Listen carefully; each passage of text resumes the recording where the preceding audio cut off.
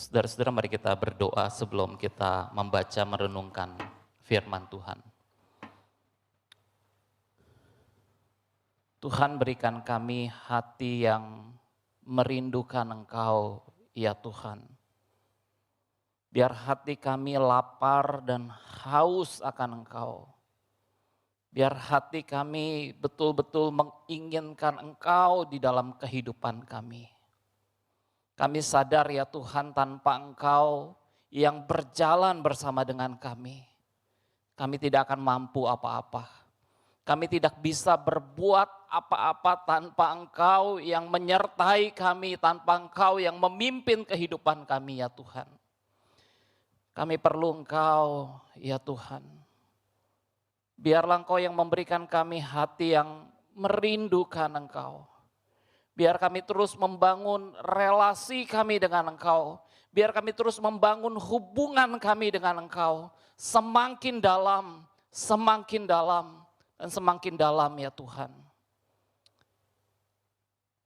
Pada hari ini ya Tuhan, kami akan sama-sama membaca dan merenungkan firman-Mu. Mari Kau berbicara kepada setiap kami melalui firman-Mu. Biar firman-Mu sekali lagi menerangi mata hati kami.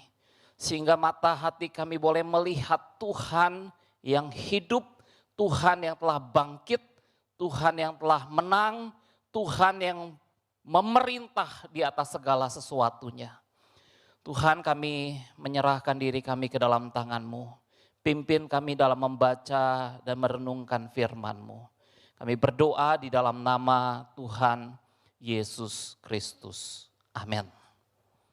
Bapak, Ibu, saudara-saudara sekalian, pada hari Minggu ini kita akan sama-sama merenungkan satu tema yang berjudul Ia Menunjukkan Dirinya. Kita akan sama-sama siapkan hati kita untuk kita boleh fokus kepada firman Tuhan. Dan di hari Minggu ini kita boleh sama-sama memperhatikan kebenaran firman Tuhan dalam kehidupan kita. Dan kita boleh diberkati oleh kebenaran firman Tuhan pada hari ini. Kita akan sama-sama membuka satu bagian firman Tuhan. Satu bagian firman Tuhan dalam Kisah Para Rasul 1 ayat 1 sampai ayat yang ketiga. Kisah Para Rasul 1 ayat 1 sampai ayat yang ketiga. Saya akan membacakan bagian firman Tuhan ini buat Bapak, Ibu, saudara-saudara sekalian. Dikatakan, "Hai Theophilus, dalam bukuku yang pertama, aku menulis tentang segala sesuatu yang dikerjakan dan diajarkan Yesus.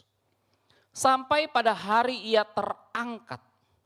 Sebelum itu Ia telah memberikan perintahnya oleh Roh Kudus kepada rasul-rasul yang dipilihnya. Kepada mereka Ia menunjukkan dirinya setelah penderitaannya selesai. Dan dengan banyak tanda Ia membuktikan bahwa Ia hidup. Sebab selama 40 hari Ia berulang-ulang menampakkan diri dan berbicara kepada mereka tentang kerajaan Allah." Saudara-saudara, di dalam dunia ini ada peristiwa-peristiwa yang spektakuler. Dan dunia ini juga seringkali kita melihat ada pertunjukan-pertunjukan yang spektakuler. Saya ingat saudara-saudara, pada masa kecil atau pada masa remaja ada seorang pesulap yang begitu hebat. Dan pada waktu itu saudara-saudara, sulap yang dia tunjukkan itu disiarkan melalui layar televisi. Jadi pada saat itu saudara-saudara, saya menantikan bagaimana pesulap ini dia memainkan sulapnya yang disiarkan melalui sebuah stasiun televisi.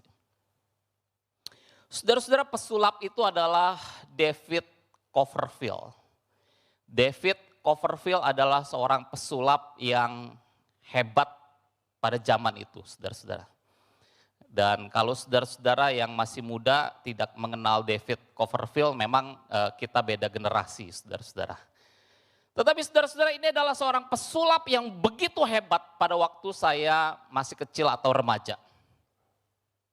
Dia akan melakukan sebuah pertunjukan sulap di mana sebuah patung Liberty, patung yang begitu besar, patung yang terlihat begitu besar, dia akan hilangkan patung itu. Dan David Copperfield juga pernah berencana saudara-saudara datang ke Indonesia untuk menghilangkan patung Monas yang ada di Jakarta. Tetapi saya nggak tahu, nggak terjadi hal itu. Tetapi saudara-saudara, dalam pertunjukan ini David Copperfield dia akan menghilangkan patung Liberty. Patung yang terkenal di kota New York, patung yang menjadi lambang negara Amerika Serikat, patung yang memiliki berat 200 ton. 200 ton itu saya coba kalikan menjadi kilogram, itu 200.000 kilogram. Saudara-saudara, dengan kata lain patung ini tidak mungkin diangkat dan kemudian dipindahkan. Dan pada waktu orang-orang mulai menyaksikan dan mereka mulai menonton pertunjukan ini, mereka bertanya-tanya, mungkinkah patung Liberty ini betul-betul hilang? Saudara-saudara, dalam pertunjukan itu layar mulai ditutup dengan sebuah kain putih yang sangat besar. Dan kemudian David Copperfield tampil ke depan panggung dan dia kemudian mulai memainkan sebuah triknya dengan kekuatan imajinasinya. Dia mulai menarik orang-orang. Dan kemudian saudara-saudara, David Copperfield meminta untuk tirai yang ditutup tersebut untuk dibuka. Dan pada waktu tirai tersebut dibuka, ceng, patung Liberty tersebut hilang. Saudara-saudara, ini adalah sebuah pertunjukan yang spektakuler. Tetapi apa yang dipertunjukkan oleh David Copperfield, tentu ini adalah sebuah trik sulap yang memainkan pencahayaan lampu sehingga orang tidak melihat patung Liberty yang hilang tersebut. Saudara-saudara, Alkitab menunjukkan kepada kita bahwa peristiwa kebangkitan Kristus adalah sebuah peristiwa di mana ini adalah sebuah peristiwa yang spektakuler, lebih dari apa yang dipertunjukkan oleh David Copperfield di dalam sulapnya. Ketika Kristus bangkit, ini adalah peristiwa yang spektakuler yang terjadi di dalam sejarah kehidupan manusia. Bagaimana mungkin seseorang yang telah mati, tetapi kemudian dia bangkit dari kematian pada hari yang ketiga.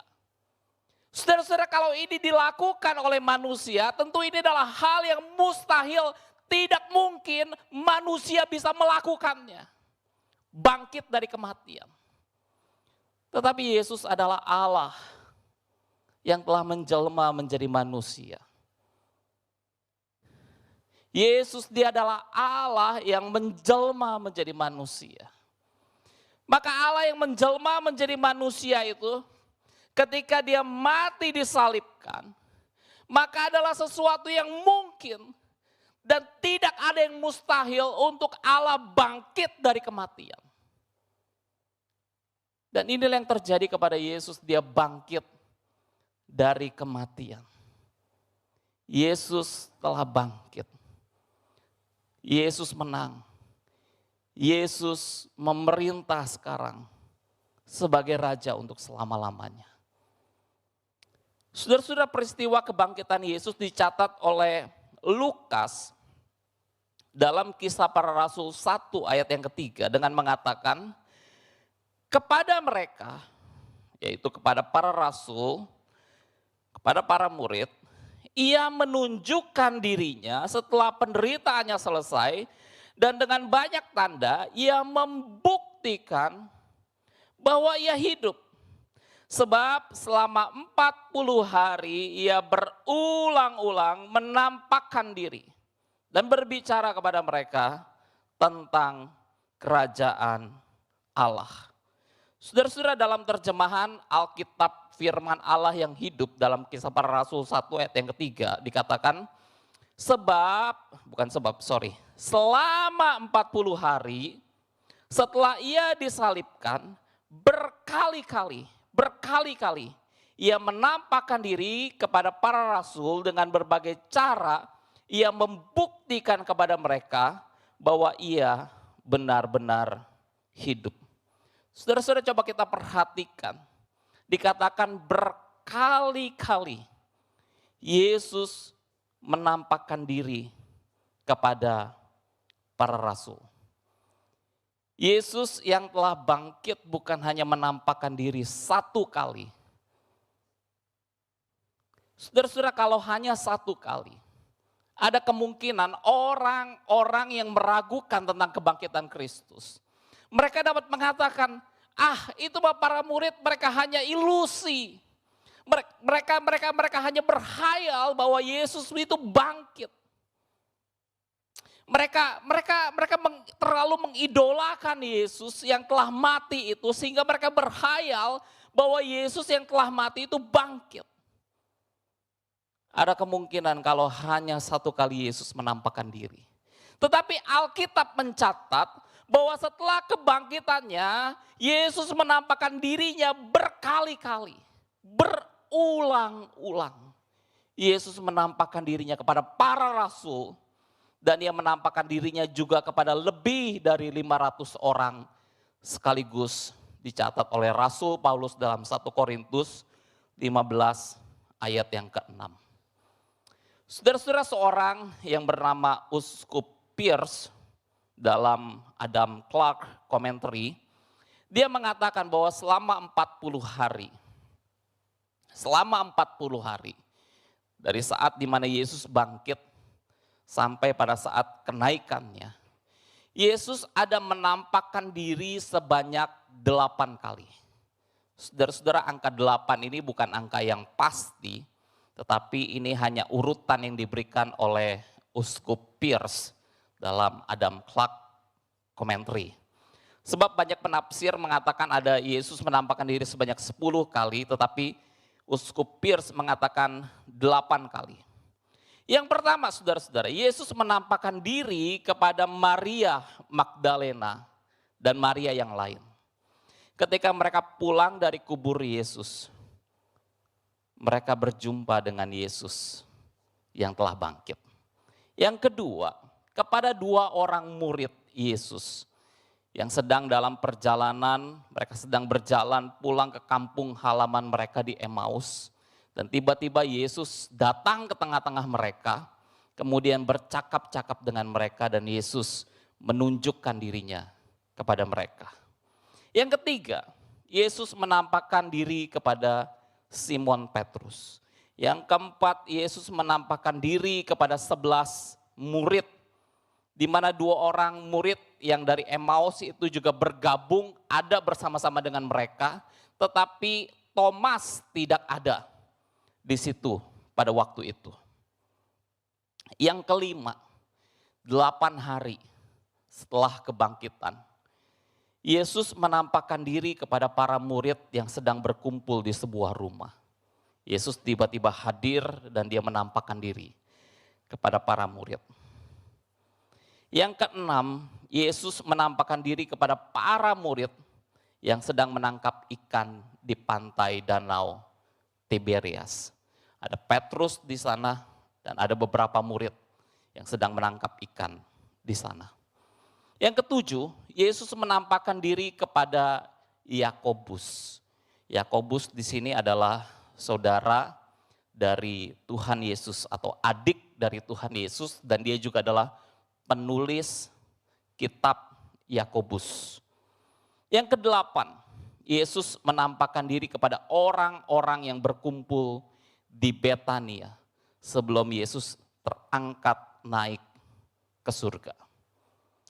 Saudara-saudara, dari pelajaran Yesus menampakkan dirinya, maka saudara-saudara, apa pelajarannya bagi kita? Apa yang bisa kita pelajari dari peristiwa Yesus menampakkan dirinya sesudah dia bangkit? Apa yang bisa kita pelajari?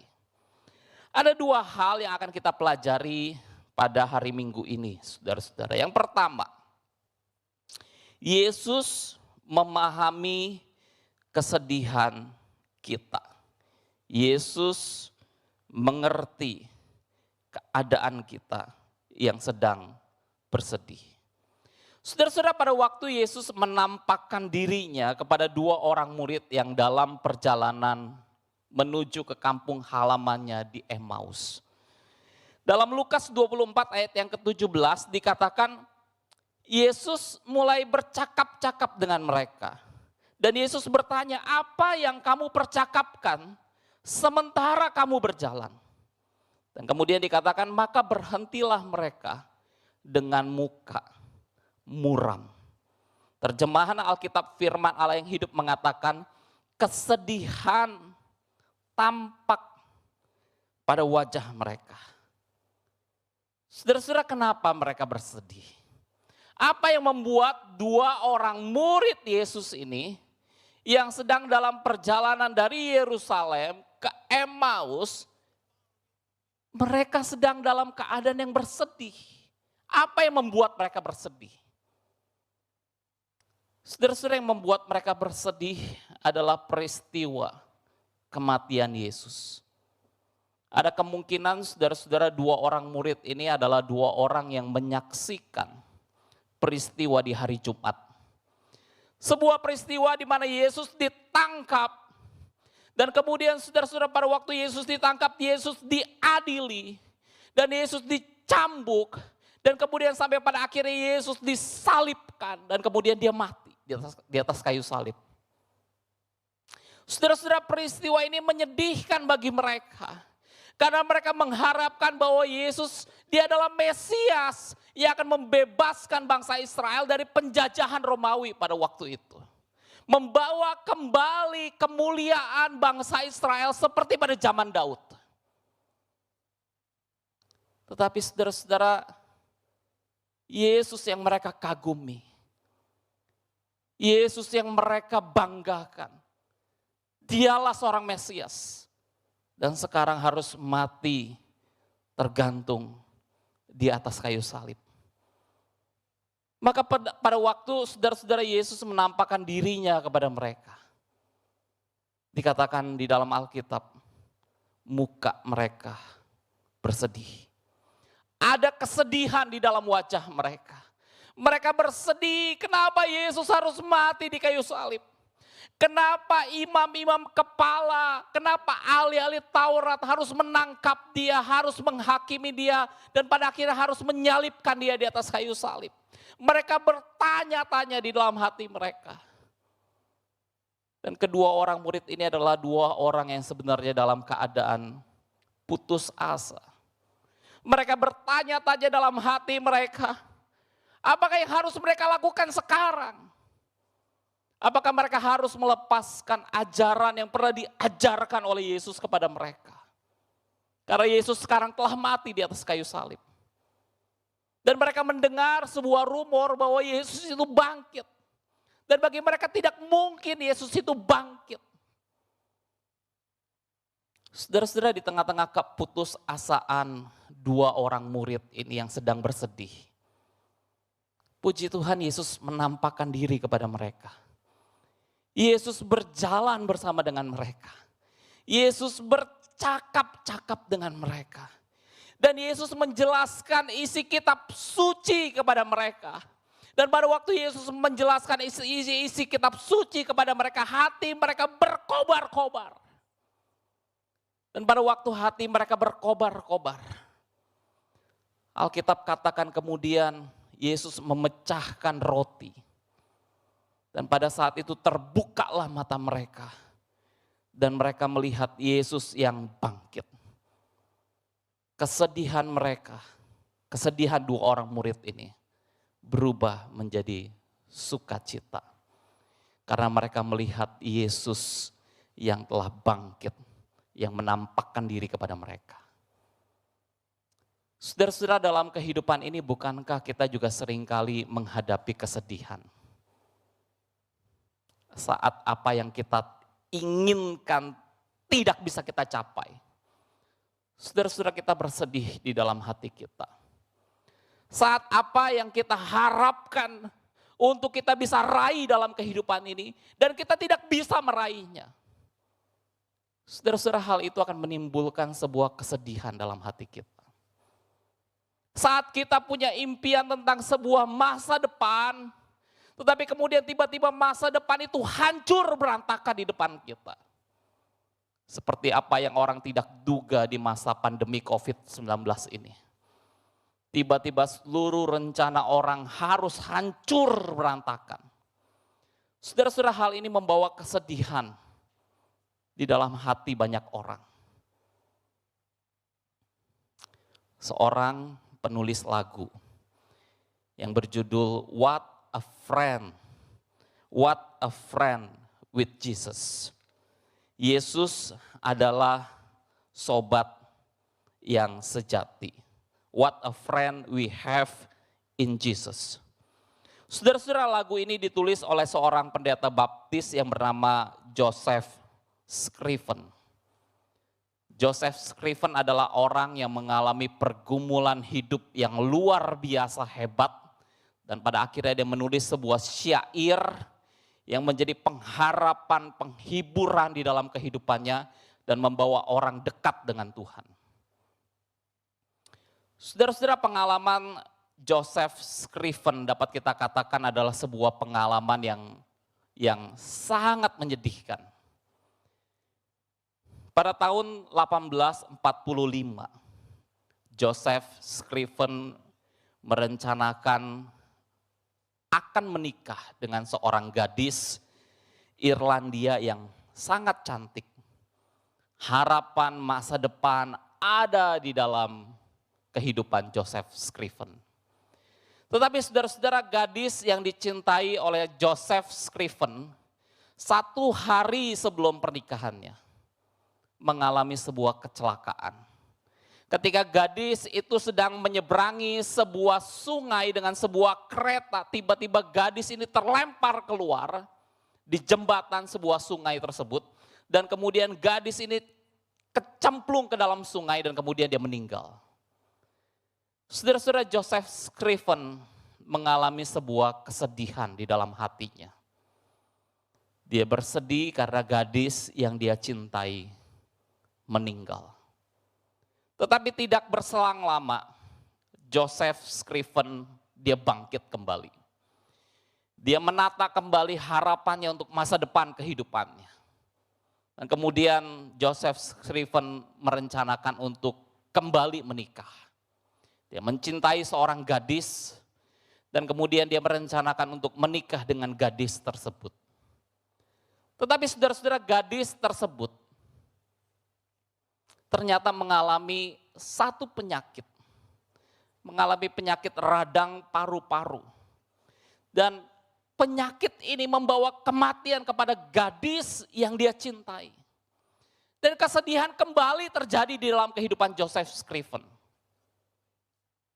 Saudara-saudara, dalam kesedihan yang terus-menerus terjadi di dalam kehidupan Joseph Scriven. Apa yang menjadi penghiburan buat Joseph Scriven? Dia mengatakan bahwa what a friend we have in Jesus. Yesus adalah sobat yang sejati. Yesuslah sobat yang sejati baginya. Yesuslah yang tahu akan kesedihan yang dia alami. Yesuslah yang tahu akan penderitaan yang dia alami. Yesuslah yang mengerti, yang menghibur dia di dalam kesusahannya. Saudara-saudara, syair ini sebenarnya ditulis oleh Joseph Scriven pada waktu dia mendengar sebuah kabar di mana mamanya menderita sakit berat dan mamanya juga mengalami sebuah tekanan batin yang mengalami kesedihan yang amat dalam di dalam kehidupannya ketika mamanya sakit. Maka saudara-saudara, Joseph Scriven pada waktu itu berada di sebuah benua yang lain dan dia tidak sempat untuk kembali ke kampung halamannya untuk melihat mamanya, untuk menghibur mamanya. Maka saudara-saudara, Joseph Scriven menulis sebuah syair. Dia menulis Yesus adalah sobat yang sejati. Dia menulis syair ini yang adalah sebuah penghiburan yang dia dapatkan dari Tuhan di dalam kehidupannya. Dan dia menuliskan syair ini untuk menghibur mamanya. Dan kemudian saudara-saudara, syair ini menjadi sebuah syair lagu yang terkenal dipopulerkan oleh Ira Shankey, seorang penyanyi di dalam KKR Billy Graham. Saudara-saudara, Joseph Scriven mengalami badai yang bertubi-tubi. Joseph Scriven mengalami kesedihan yang bertubi-tubi. Tetapi Joseph Scriven, dia memiliki sebuah keyakinan. Yesuslah yang menjadi sumber penghiburannya. Yesuslah sobat yang sejati di dalam kehidupannya. Saudara-saudara, apa yang saudara lakukan pada waktu saudara mengalami kesedihan? Apakah saudara marah? Apakah saudara hanya mengunci diri di kamar? Saudara-saudara, datanglah kepada Yesus. Dialah sumber penghiburan kita yang sejati. Di dalam Yesus kita akan menemukan penghiburan dalam kesedihan hidup kita. Saudara-saudara, yang kedua, pelajaran yang kedua, Yesus memberikan damai sejahteranya bagi kita. Pada waktu kita mempelajari Yesus menampakkan dirinya, dia memberikan damai sejahteranya bagi kita. Saudara-saudara, peristiwa berikutnya Yesus menampakkan diri kepada para murid yang berkumpul di sebuah rumah dengan pintu-pintu yang terkunci. Di dalam Lukas 24 ayat 36 dikatakan, dan sementara mereka bercakap-cakap tentang hal itu, di para murid yang sedang berkumpul di sebuah rumah, mereka bercakap-cakap. Yesus tiba-tiba berdiri di tengah-tengah mereka dan berkata kepada mereka, damai sejahtera bagi kamu. Damai sejahtera bagi kamu. Dalam bagian yang lain, dalam Injil Yohanes 20 ayat 19, dalam cerita yang sama, tetapi Yohanes menggambarkannya dengan gambaran yang berbeda. Dan kita akan melihat saudara-saudara dalam Yohanes 20 ayat 19 dikatakan, ketika hari sudah malam, pada hari pertama minggu itu, berkumpullah murid-murid Yesus di suatu tempat, yaitu di sebuah rumah, dengan pintu-pintu yang terkunci. Karena mereka takut kepada orang-orang Yahudi. Pada waktu itu datanglah Yesus dan berdiri di tengah-tengah mereka dan berkata, damai sejahtera bagi kamu. Saudara-saudara, apa yang terjadi kepada para murid yang berkumpul di rumah-rumah tersebut? Para murid sedang ada dalam ketakutan. Kenapa mereka takut, saudara-saudara? Mereka takut karena mereka sedang diteror oleh orang-orang Yahudi pada waktu itu. Orang-orang Yahudi menuduh para murid bahwa mereka mencuri mayat Yesus. Maka pada waktu mereka sedang berkumpul, pintu-pintu itu dikunci. Dan mereka memastikan untuk tidak ada orang yang bisa menangkap mereka, melihat mereka, dan menemukan mereka. Saudara-saudara, para murid sedang diteror pada waktu itu. Mereka sedang dihantui oleh ketakutan. Jangan-jangan mereka ditangkap oleh orang-orang Yahudi. Jangan-jangan mereka diadili oleh orang-orang Yahudi. Jangan-jangan nyawa mereka terancam oleh orang-orang Yahudi pada waktu itu. Maka saudara-saudara, di tengah-tengah ketakutan seperti inilah Yesus hadir di tengah-tengah kehidupan para murid. Dan Yesus mengatakan damai sejahtera bagimu. Damai sejahtera bagimu. Saudara-saudara, bukankah di tengah-tengah ketakutan kita membutuhkan damai sejahtera Tuhan? Di tengah-tengah ketakutan akan masa depan, kita membutuhkan damai sejahtera Tuhan. Di tengah-tengah ketakutan akan masalah yang sedang kita hadapi. Saudara-saudara, kita membutuhkan damai sejahtera.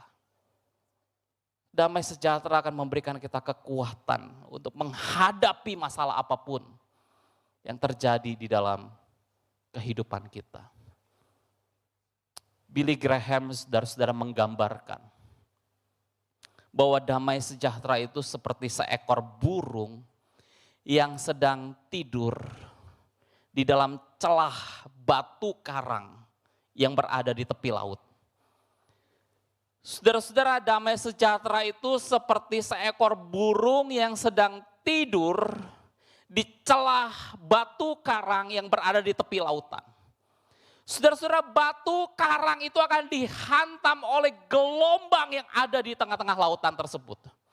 Batu karang itu, saudara-saudara, akan ditiup oleh angin yang begitu besar. Batu karang itu kemungkinan akan disambar oleh petir, akan disambar oleh geledek yang menggelegar. Tetapi saudara-saudara, seekor burung yang berada di celah batu karang tersebut, dia bisa tidur. Saudara-saudara, itulah damai sejahtera. Damai sejahtera bukan berbicara tentang keadaan nyaman, keadaan baik-baik saja. Saudara-saudara, sekalipun badai, sekalipun ketakutan datang dalam hidup kita, damai sejahtera Tuhan bisa tetap hadir dalam hidup kita. Damai sejahtera Tuhan bisa tetap memberikan ketenangan dalam hati kita. Dalam sebuah renungan, saya membaca sebuah kalimat, dikatakan, jika Kristus memerintah dalam hati kita, maka damai sejahtera akan bertahta di dalam hati kita. Sekali lagi saudara-saudara, jika Kristus memerintah dalam hati kita, damai sejahtera akan bertahta dalam hati kita. Saudara-saudara, maukah kita membiarkan Kristus memerintah dalam hidup kita? Dan kita membiarkan damai sejahtera Tuhan mengisi hati kita. Di hari-hari yang penuh dengan ketakutan ini, kita bisa tetap mengalami damai sejahtera.